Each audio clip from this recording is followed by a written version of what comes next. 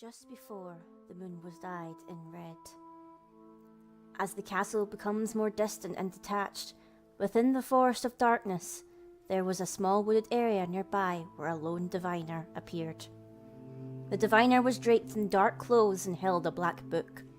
Before they even said a word, it felt like the end was near. And every time that a villager met the diviner for the first time, they had that exact same initial reaction. Yes. Looks like terrible things will awaken today, said the diviner. For good or for bad, no, for bad or worse, whatever the diviner said, it always came true. They were a diviner of truths, however, he rarely was visited by guests. The reason behind this is because whether it be small misfortunes or large ones, the diviner would only speak of an unfortunate future. Because his words always led to misfortunes, they were more like curses instead. The villagers' thoughts on this matter could be as expected. This village will be threatened by the demons from the past very soon.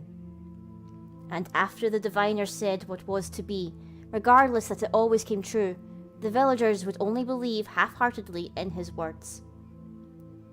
Demons of the past? Just what might we expect from that? Whispered the diviner. I see. The things they cannot imagine are those which they cannot believe, he murmured. Soon after that divination, Dracula, the demonic one, had resurrected, and his castle was prepared just ahead of the Forest of Darkness. Thereafter, the small village was horrified from the terror of the vampire. Yet again, the curse from the diviner came true, thought the villagers. However, it just so happened that Grimm, the young prince from the royal castle, as well as Little Red, had come to visit the forest. They had been travelling through the woods in order to suppress Dracula, the demonic one. The people of the village had expected them and were told that they would be safe from destruction. But then, as Grimm and Little Red stood before the diviner, their hope slowly gave in to despair. Are we to receive another bad omen? They asked. Are you that famous diviner from the forest? Smells fishy to me. What do you think, Grimm? Little Red looked toward the young prince with gleaming eyes. Well, I'm really not too sure about this one. I wonder, do you have some feeling about them? Grimm stood in front of the diviner in a troubled manner and looked right at him. When the diviner saw Grimm and Little Red, he opened his black book, turned to a new page, and began to speak in a very calm voice. I see, so that's it. My plan was a bit mistaken, but girl in red, who are you? No, do you recognize just who you are? Me?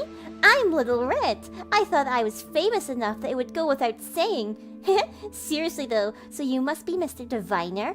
Well, maybe you can give me just one fortune that will tell me how this trip will go. Voices of the dark and of the red intertwine. It is with me that you seek your fortune. How interesting. Shall we then? From here you will go into the Forest of Darkness. There, you will search out the young girl called Pandora, and you will try to borrow her power. If that is so, I believe that you may vanquish Dracula. It is up to you if you want to believe this or not. I see. Hey Grimm, this guy really isn't all about lies. Little Red stuck her tongue out at Grimm and the villagers. I'm not willing to entrust my future to a single fortune. Anyway, let's hurry onward. It's been decided what we need to do. True, wherever we go from here, we will have to go through the Forest of Darkness. Well then, see you later, Mr. Diviner.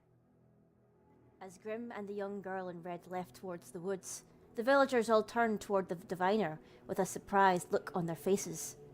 It was the first time that they had ever heard the diviner give a good fortune to anyone. And if Dracula is defeated as the diviner said, peace would surely return to the village, thought the townsfolk. Thus, as the diviner had said, Dracula the demonic one was vanquished at the hands of Grimm. However, there was still one problem for the villagers.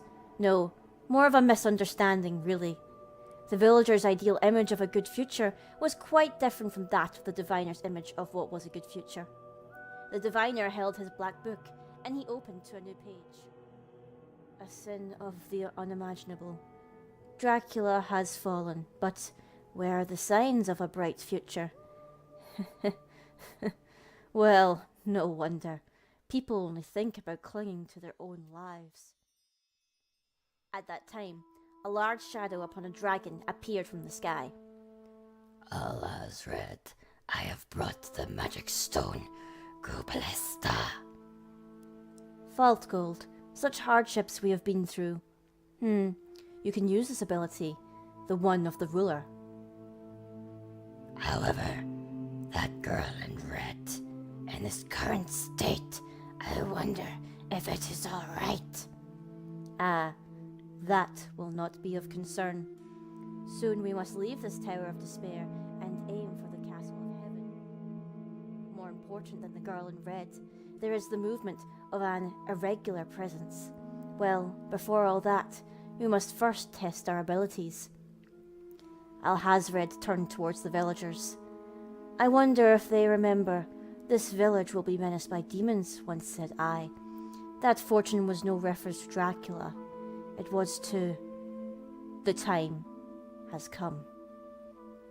As the diviner raised his black book, a dark miasma wrapped around the area. The light of the sun slid away as the mist grew, and from the abyss a devilish variant had appeared.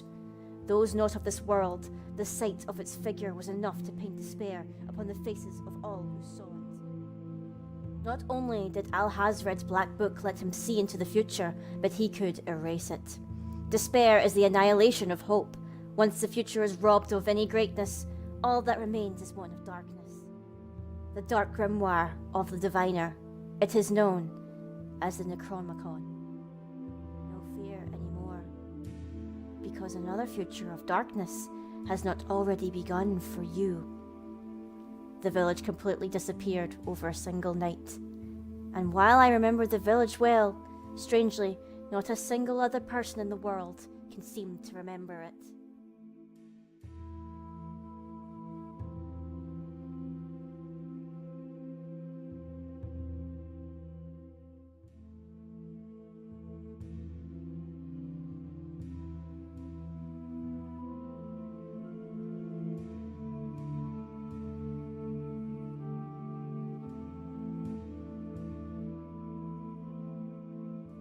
This video was made possible thanks to patrons such as Alucard and Craig McCutcheon.